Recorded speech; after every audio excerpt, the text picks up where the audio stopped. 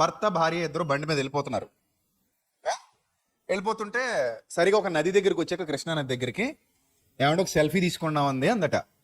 అరే మా ఆవిడ ఎప్పుడు లేని సెల్ఫీ అడుగుతోంది, సర్లే ఇచ్చేద్దాం అని చెప్పేసి తల చక్కగా సెట్ సెట్ చేసుకొని నది దగ్గర నిలబడి బ్రిడ్జ్ దగ్గర ఇద్దరు సెల్ఫీ తీసుకుంటుంటే ఫోన్ అలా కింద పడేసి కాళ్ళు లేపేసింది, వెనక పడగొట్టేసింది, నదిలో పడిపోయాడు బిడ్డ.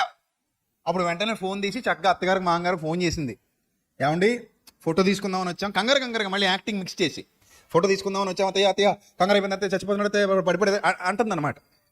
సో వాళ్ళు కూడా నమ్మేశారు, బయలుదేరారు. ఈ లోగా జరిగిన వింత సంఘటన ఏంటంటే, ఆ పడిపోయినోడు కింద రాయి పట్టుకుని ఎలా ఆడుతున్నాడు, ఆడు సావలా, ఆడు రాయి పట్టుకుని ఎలా ఆడుతుంటే చాలా మంది చూసి అయ్యో పాప అని చెప్పి పైకి లాగితే, పడిపోయాడు అనుకున్నోడు కాస్త బయటకు వచ్చి చెప్పాడు, ఇది నేను తోసేసింది, నేను పడిపోలేదని. ఇప్పుడు చూడండి, మొత్తం లైఫ్ మొత్తం కొలాప్స్ అయిపోయింది కదా. అదే కొట్టుకుపోయి చచ్చిపోయినాడు అనుకోండి, ఎప్పటికీ అమ్మాయి ఎలా ఉంటది, లోకం దృష్టిలో ఎవరు నిర్దోషి. పిచ్చి పనులు తెలియదు అనుకుని చేస్తుంటారు కొంతమంది, ఇలాంటి మెంటల్ పనులు. పెద్దలు కూడా చెప్తారు, దాగవట్ ఇలాంటివి ఏంటట, దాగం ఇలాంటివి.